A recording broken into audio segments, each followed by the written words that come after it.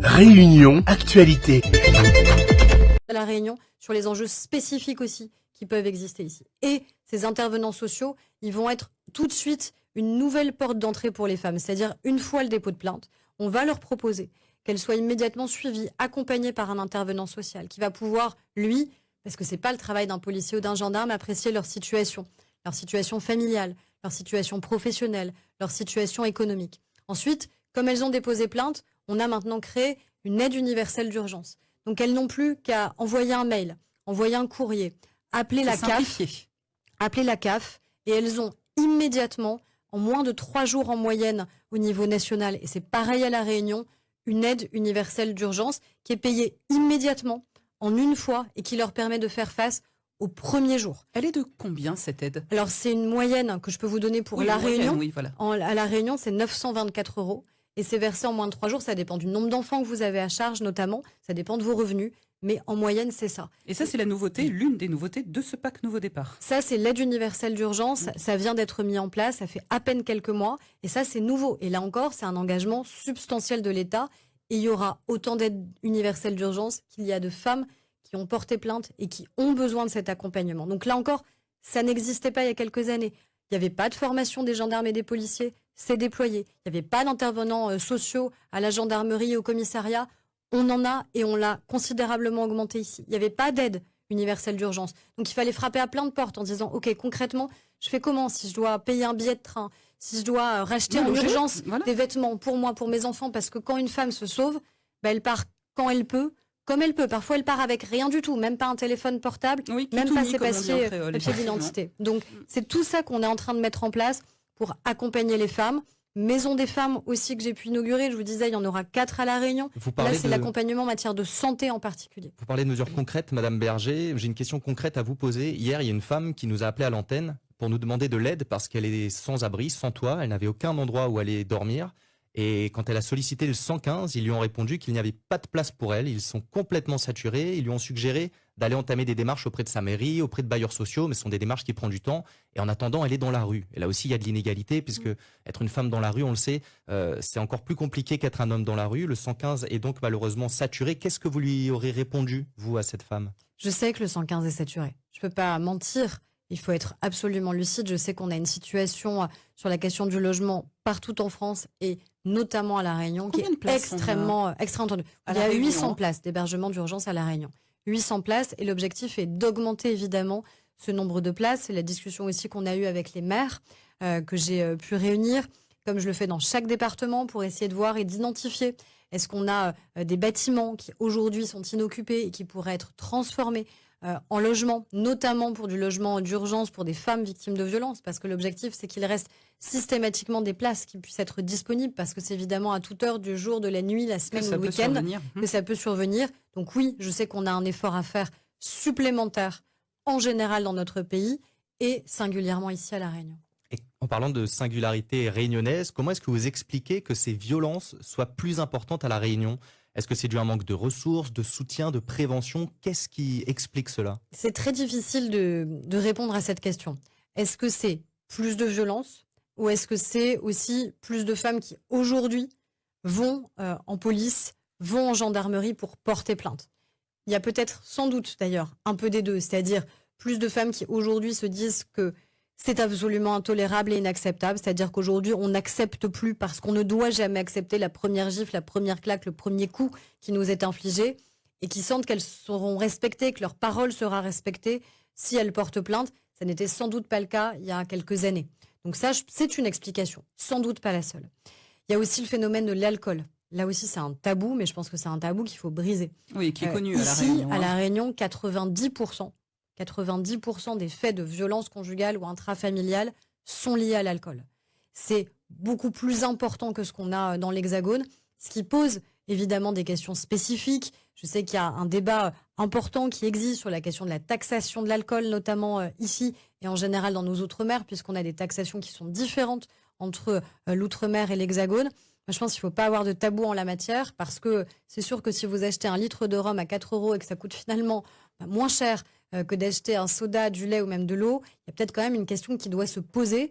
Mais en l'occurrence, quand vous avez une surreprésentation de l'alcool dans les faits de violence, je crois que c'est une question de santé publique qui mérite en tout cas d'être posée. Alors, on va dans quelques instants prendre les questions des auditeurs. Vous avez jusqu'à 8h15 pour appeler la ministre au 02 62 99 10 00. Mais avant cela, peut-être une interrogation, et on sort un peu du contexte violence intrafamiliale pour vous parler en fait de discrimination. C'est aussi un autre volet de votre portefeuille. Donc, on l'a dit, aujourd'hui, vous allez visiter un centre LGBT, celui de Saint-Denis, qui est situé à l'Allée des Jaspes. Être gay à La Réunion, ça empêche d'avoir un emploi encore de nos jours. Est-ce qu'on a ce discours-là en 2024 ? Malheureusement, ça peut exister, mais pas qu'à La Réunion. C'est la raison pour laquelle, quand on affirme à La Réunion, justement... on est très traditionnaliste. Oui et non, c'est-à-dire que moi je vois qu'on a des associations qui sont très solidement implantées, durablement implantées et qui traitent ces sujets-là et qui sont évidemment d'ailleurs très financées et accompagnées par l'État pour que ça puisse être le cas. Si j'ai choisi de me rendre dans ce centre LGBT, c'est à la fois pour envoyer un signal très clair du fait que la République ne doit en aucun cas laisser passer la moindre discrimination, que ce soit à l'embauche, que ce soit pour l'accès au logement, et la moindre violence, parce que moi je vois qu'on a une recrudescence en général dans notre pays d'actes homophobes.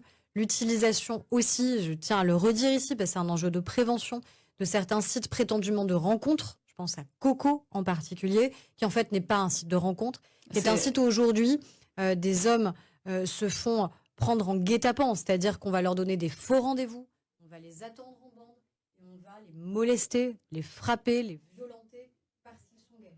Donc il y a vraiment cette grande vigilance aussi à avoir dans l'utilisation de certains de ces réseaux sociaux, certains de ces sites de rencontres.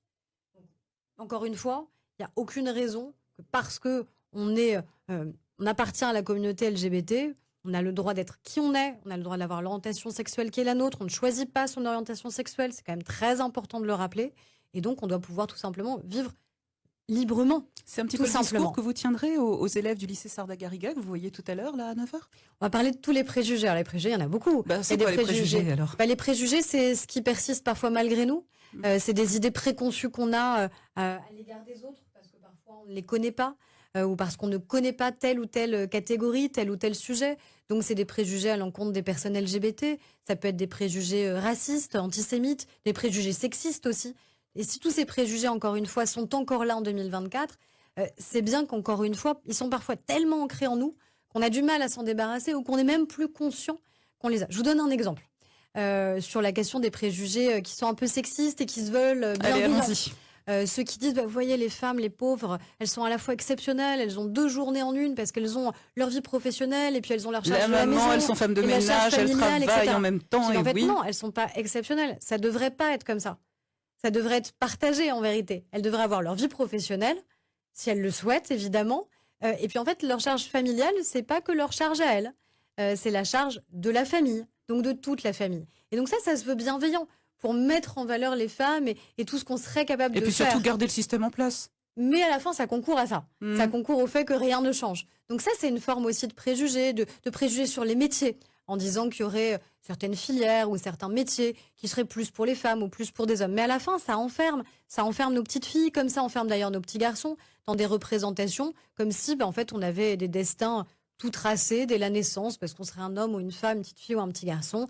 Et puis en effet, des préjugés sur les personnes homosexuelles, ici sur telle maladie. Enfin, vous voyez bien, c'est tout ça qu'il faut arriver à déconstruire. Et je pense que ça, c'est très important. Et ça se construit dans les familles. Et quand ça ne se fait pas dans les familles, évidemment, l'école a un rôle vraiment déterminant à jouer. Alors, je vous invite à mettre votre casque, Madame Berger. On va le mettre tous ensemble. Et puis, voilà, réglez votre volume si vous le souhaitez avec le petit bouton. Et on va, Alban, commencer à prendre les premiers appels. Vous êtes certainement très nombreux à vouloir parler à Madame la Ministre Aurore Berger. Vous avez la libre antenne qui vous est ouverte jusqu'à 8h15. Au 99 10 00. Absolument. Nous allons prendre le premier appel. Allô, bonjour. Bonjour, madame.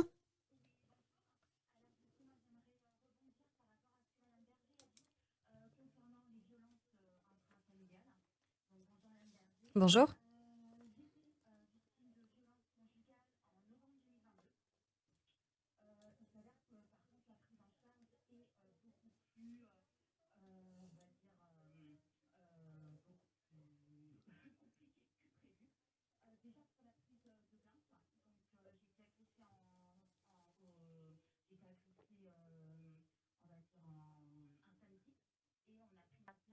que j'ai couru derrière auprès de la gendarmerie le mercredi midi. Donc déjà, je trouve ça pas normal. Donc on dit que oui, on est entendu, mais finalement c'est pas le cas. Pareil pour le réseau vif, il fallait courir derrière pour une prise en charge, pour essayer de voir les démarches à.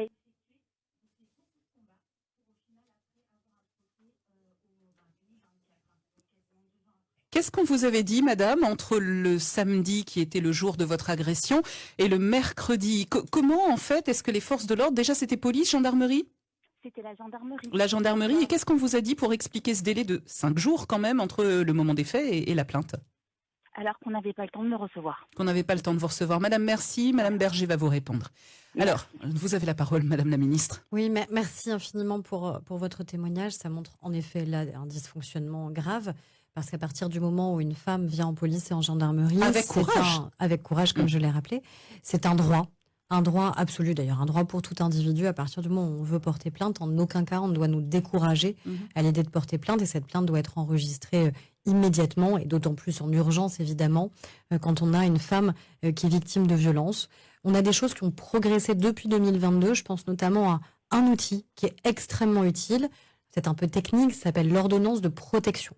Concrètement, l'ordonnance de protection qu'on peut demander, maintenant, elle pourra même être délivrée en 48 heures. Ça veut dire que quand il y a des faits de violence qui ont été constatés, quand il y a un risque que ces violences puissent continuer, quand il y a un risque que l'homme agresseur, parce que c'est quand même souvent des hommes, puisse être dans la nature, puisse essayer de rechercher cette femme qui a été victime de violence, l'ordonnance de protection, si elle est prononcée par le juge, là c'est le juge, mais dans une procédure extrêmement rapide, parce que je vous dis, ça peut être prononcé en 48 heures. Où la police vous dit, j'ai pas le temps. Justement, en fait, c'est parce qu'après moi j'ai été suivie par le psychotrauma, qui a refait toutes les démarches pour avoir une ordonnance de protection suite à une nouvelle agression au mois de janvier.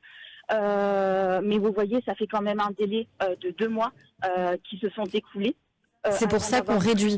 C'est-à-dire, nous, c'est vraiment une toute nouvelle loi, justement parce que malheureusement, il y a des cas comme celui que vous décrivez, qui fait que maintenant, ça pourrait être en 48 heures, en 2 jours. Parce qu'il faut que le juge puisse entendre les deux parties, évidemment. Mais là, ça veut dire qu'on accélère toutes les procédures, de manière à ce qu'encore une fois, une femme victime de violence qui va venir porter plainte, que ce soit en police ou en gendarmerie, et encore une fois, je le répète, sa plainte, elle doit être enregistrée, c'est un droit qu'elle a, que tout concitoyen a évidemment, et bien cette ordonnance, elle est prononcée en 48 heures. Et donc ça veut dire que ça protège évidemment la femme victime de violence par l'éloignement de la personne, du conjoint souvent, ou de l'ancien conjoint qui a été violent.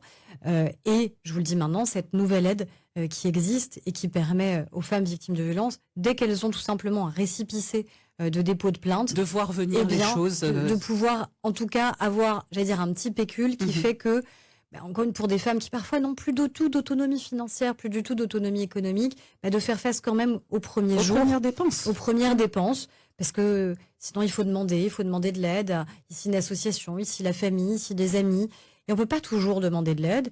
Et on n'a pas justement à subir ce parcours du combattant où on est ballotté d'un service à un autre, d'une association à une autre. Donc l'idée, c'est vraiment de simplifier et qu'il y ait un véritable parcours qui soit un peu guidé d'accompagnement des femmes victimes de violences. Vous parlez de mesures spécifiques pour accompagner les femmes. Quelles sont vos priorités dans le domaine des mesures pour accompagner les victimes de discrimination et de haine des personnes de la communauté LGBT+. Comment comptez-vous promouvoir l'inclusion et l'égalité pour les personnes LGBT+, à La Réunion ? Alors, on a déjà, je vous le disais, le soutien au centre LGBT. Moi, je souhaite qu'on ait un centre LGBT dans chacun des départements français. Et ça, je crois que c'est extrêmement important parce que c'est un lieu dans lequel vous savez que vous allez être accompagné, reçu avec bienveillance, sans aucun jugement. Et je pense notamment à nos adolescents qui peuvent se poser des questions, qui ont peur d'être rejetés, qui peuvent parfois même être rejetés par leur propre famille, par leur propre entourage. Où est-ce que je vais dans ces cas-là ? À qui j'en parle ? Où est-ce que je me sens libre, en fait, de dire qui je suis et d'en parler ? Ce centre, il est là justement pour ça. Les associations sont là pour ça. On a un certain nombre de projets qui sont portés directement par les associations, justement, là encore, pour lutter contre ces préjugés. On les réunissait justement hier en préfecture, des projets très différents, puisque c'est les associations qui les portent. Ici, des projets culturels, des projets de festivals. Essayer de trouver, en fait, tous les leviers pour que la société tout entière prenne conscience qu'encore une fois, elle n'a pas à discriminer, c'est-à-dire à faire de différence de traitement en fonction Selon de le genre l'identité et l'identité ou en sexuelle. fonction de l'orientation sexuelle. On va prendre encore un appel. Alban, bonjour. Allô, bonjour, c'est à vous. Oui, bonjour. Bonjour monsieur, bienvenue bonjour. sur l'antenne. Merci. Moi, voilà, c'est pour parler concernant les violences, tout ça. Moi, je trouve que il faudrait aussi voir dans les deux sens, quoi, parce qu'on entend souvent la femme, mais il y a aussi des femmes, ils se victimisent. Et justement, on parlait des hommes. Monsieur Alban, il disait que c'est plus difficile à une femme d'être dans la rue qu'à un homme. Aujourd'hui, il y a beaucoup d'hommes à la rue à cause de ces situations-là. Et les hommes, ils n'arrivent plus à payer tout ce qu'ils doivent, tous les crédits, tout ça, ça retombe sur eux. En gros, vous êtes en train de nous dire, monsieur, que les femmes, des fois, font exprès de faire des fausses déclarations et finalement, ce sont les hommes qui se retrouvent dans la mouise. En tout cas, Non, c'est peut-être ce qui vous est arrivé. Non, je ne dis pas qu'ils font exprès. Hmm. Moi, dans mon temps, il y a 10 ans de ça, je ne dis pas qu'ils font exprès, mais... Vous dites qu'elles se victimisent. Ce sont vos termes. Je veux dire que la loi part beaucoup plus dans le sens de la femme que dans le sens de l'homme. Ah, et pour vous, ça, ce serait une discrimination. On a bien compris votre question. Merci, Oui, monsieur. et voilà. Merci Et après, beaucoup. On privilégie les femmes, généralement, ou les hommes en matière de justice? Quand on parle des violences, c'est toutes les violences. Et c'est vrai que c'est un tabou sans doute encore plus fort des hommes qui peuvent être victimes de violences. Donc c'est évidemment toutes les violences qui doivent être dénoncées quand ce sont des violences intrafamiliales et toutes les plaintes, là encore, qui doivent être reçues et toutes les victimes qui doivent être accompagnées. Et après, si on regarde avec honnêteté, transparence les chiffres, les chiffres, c'est que dans 9 cas sur 10, la victime est une femme. 84%, oui, tout à fait. Et donc l'agresseur est un homme. Ça ne veut pas dire que tous les agresseurs et tous les hommes sont des prédateurs. Évidemment, ça n'est pas du tout mon propos. Mais ça veut dire que sur toutes celles et ceux qui portent plainte, eh bien, il y a en moyenne entre 8 et 9 cas de plainte qui sont déposés par des femmes. Et dans ces cas-là, c'est un homme qui a été l'agresseur ou qui a été le bourreau. Mais évidemment, si un homme vient pour porter plainte, il doit être reçu de la même manière, avec la même empathie, la même bienveillance que si c'est une femme. Et puis après, oui, on fait des choix de priorité. Ça a toujours été le cas dans l'hébergement d'urgence. Et dans l'hébergement d'urgence, je trouve quand même légitime de se dire que tout en haut, il y a des femmes qui sont victimes de violences ou des enfants qui ont été victimes de violences parce que ce sont les plus fragiles et les plus vulnérables. Et on sait bien que malheureusement, des femmes qui sont à la rue sont des femmes qui sont en risque énorme, risque de violence sexuelle en particulier. Ça ne veut pas dire qu'il ne faut pas s'occuper de toutes celles et ceux qui sont en fragilité, qui sont vulnérables, qui sont en situation de précarité et de pauvreté. Et évidemment, on le fait. Et c'est pour ça qu'on a 300 000 places dans notre pays d'hébergement d'urgence. On n'en a jamais eu autant pour faire face justement aux défis qui sont les nôtres sur l'hébergement. Mais je crois que c'est important évidemment qu'on protège en priorité ceux qui sont les plus vulnérables. Et ceux qui sont les plus vulnérables, c'est plutôt celles, c'est-à-dire les femmes, et ce sont nos enfants. Alors, je rappelle que nous recevons la ministre Aurore Bergé jusqu'à 8h15 sur notre antenne et que vous pouvez poser vos questions au 02 62 99 10 00 ou interpeller peut-être la ministre sur votre cas personnel. Bonjour. Oui, bonjour. Bonjour madame, bienvenue. Oui, bonjour madame. Alors, moi j'ai l'impression que l'État concourt à une forme de discrimination favorisant en fin de compte tous ces phénomènes que nous citons là, les violences, etc. Et à savoir, actuellement, on a quand même 2 grandes classes sociales. Et une petite poignée, peut-être 2% de la population qui vivent, mais plus que largement au-dessus des moyens et qui gouvernent pratiquement le peuple. En gros, Et les riches, l'intelligentsia et les autres, c'est ça?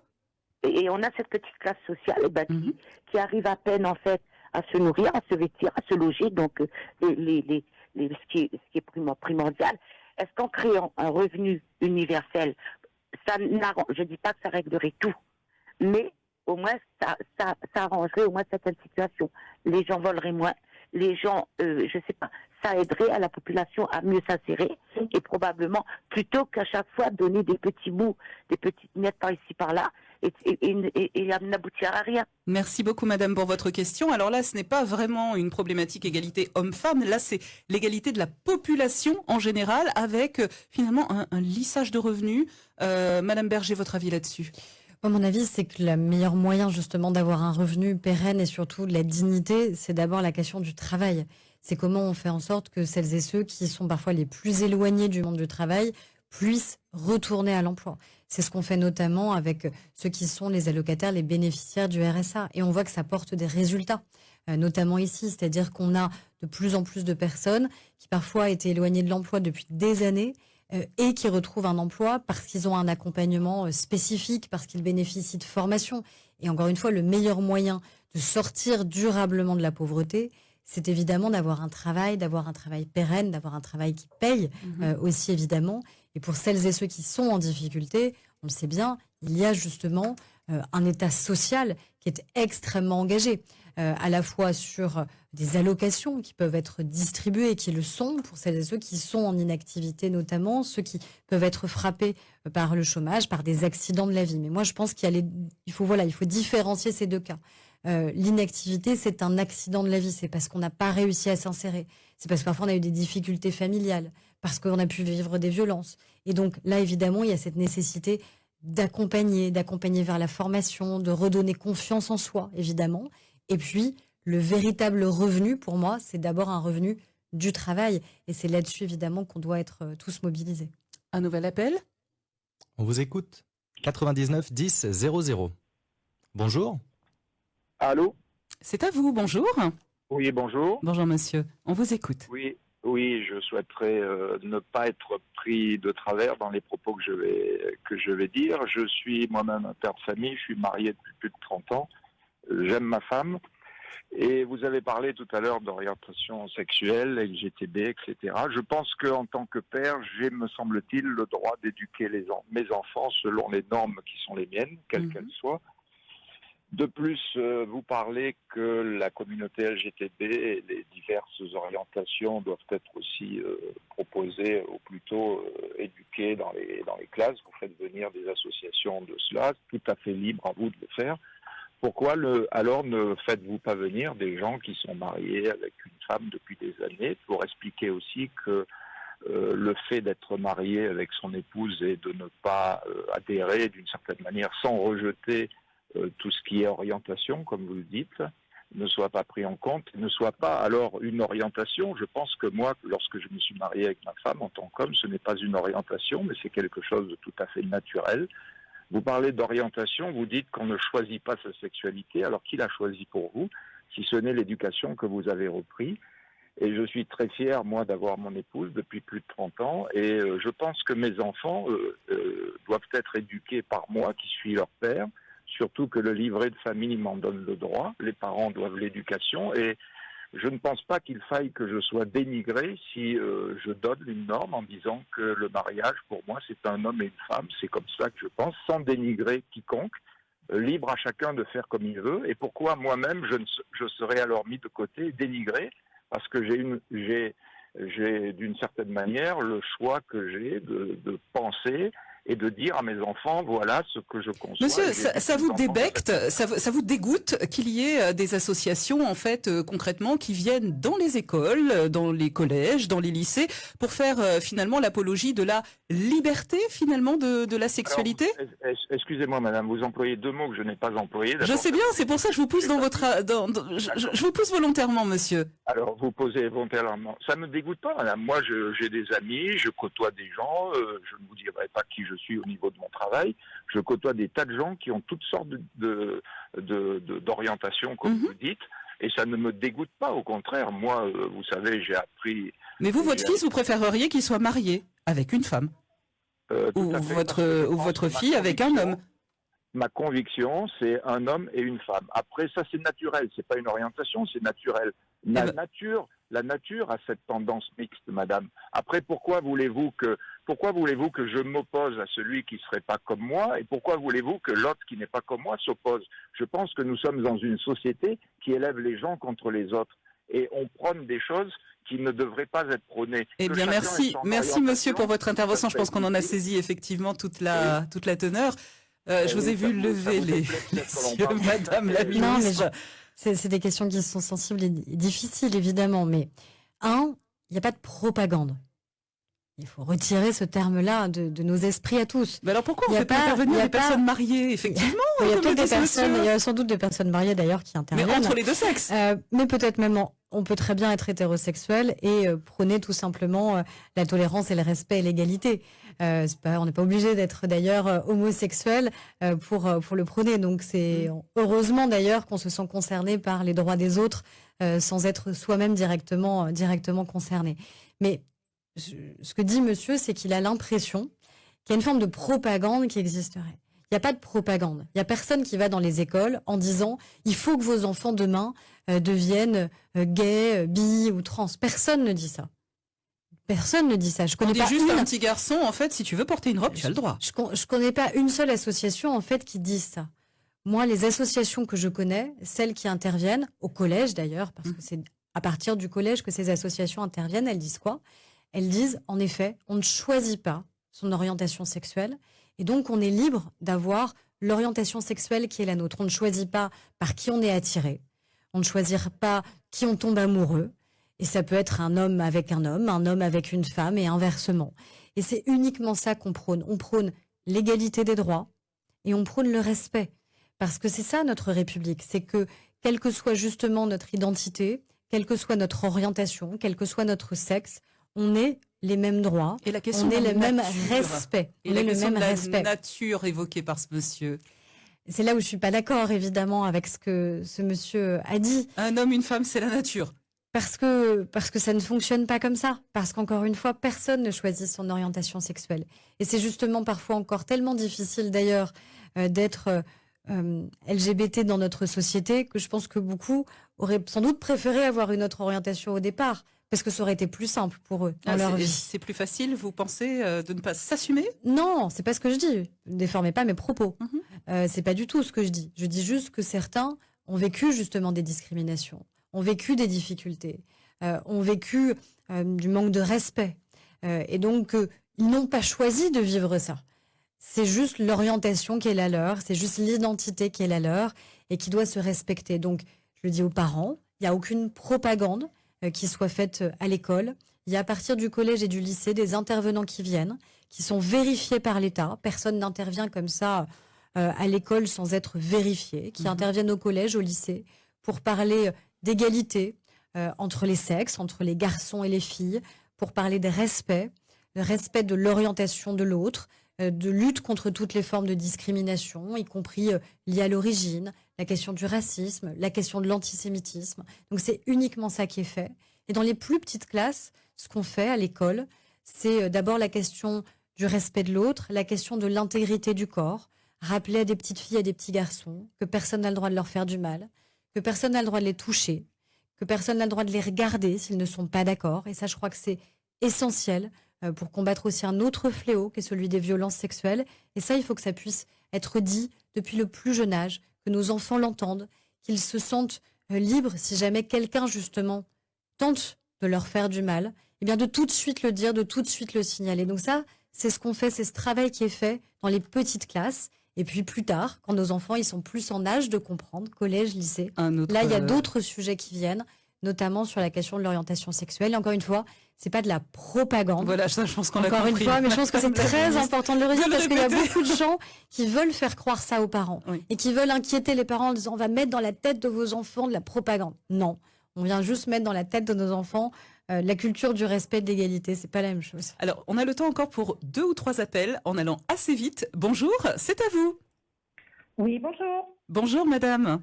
Oui, bonjour. Donc, bonjour, madame la ministre. Bonjour, Bonjour. tout le monde.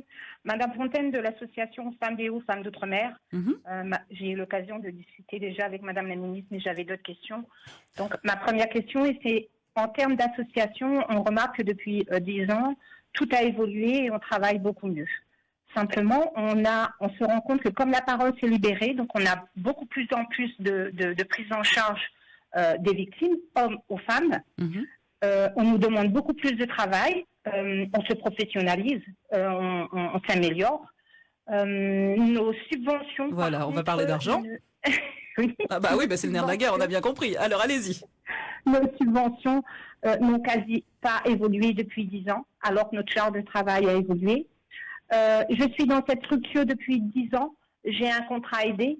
je m'arrête à la fin de l'année.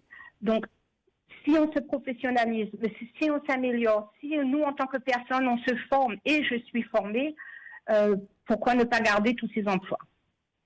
Question pertinente. On a eu Merci, l'occasion en madame. effet de se rencontrer et d'en parler. Merci de dire aussi que les choses ont progressé. Ce qui a aussi progressé, c'est quand même mon budget qui a été doublé depuis 2017.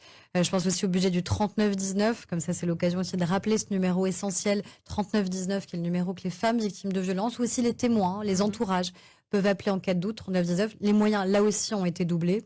On regardera le cas plus spécifique de madame parce qu'elle m'a remis un courrier sur la question des emplois aidés pour voir comment on peut les transformer en emplois évidemment pérennes. Moi, je crois qu'on a besoin d'avoir des associations qui déjà ont des moyens dans la durée. Moi, c'est ce que je leur ai redit, c'est que je veux plus qu'on ait des associations qui connaissent juste leur budget sur une année.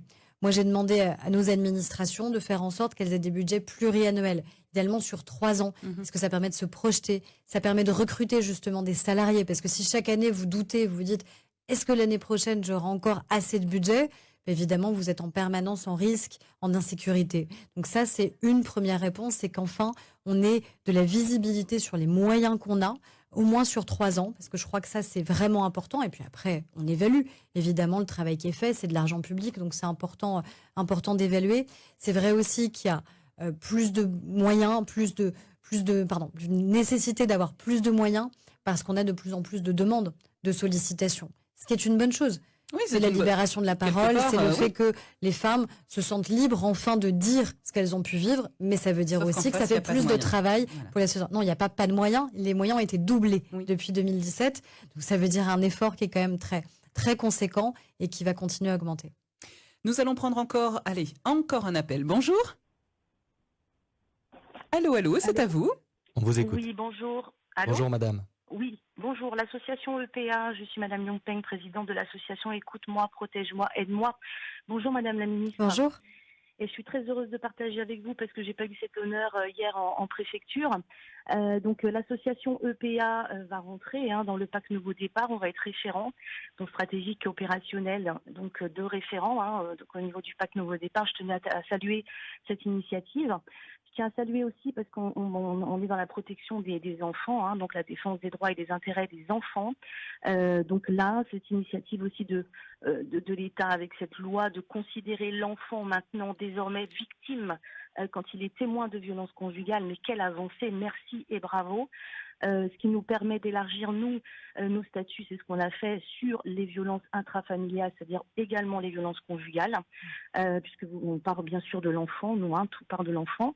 Donc EPA et le collectif Stop Vif, on a mené 2 rencontres très importantes en 2022 avec la présence de tous les députés de La Réunion pour une meilleure coordination, effectivement. Il faut qu'on soit plus coordonnés entre tous les acteurs, puisque c'est une affaire de tous. Mais aussi, je voulais là-dessus justement vous toucher un petit mot pour qu'on ait aussi le même niveau d'information.